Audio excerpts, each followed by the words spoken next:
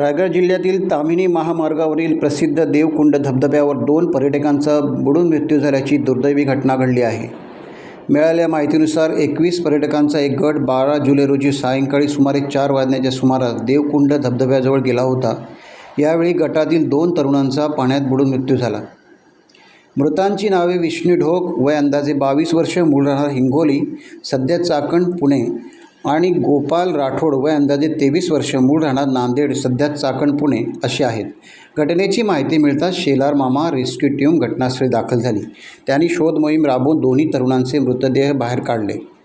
दरम्यान प्रशासनाने देवकुंड परिसरात प्रवेशबंदी लागू केली असतानाही पर्यटक तेथे कसे पोहोचले याबाबत प्रश्न उपस्थित होत आहे। या प्रकरणी संबंधित यंत्रणांकडून पुढील चौकशी सुरू असून पर्यटकांनी पावसाळ्यात धोकादायक पर्यटन स्थळांवरील प्रशासनाच्या सूचनांचे काटेकोर पालन करण्याचे आवाहन करण्यात आले आहे।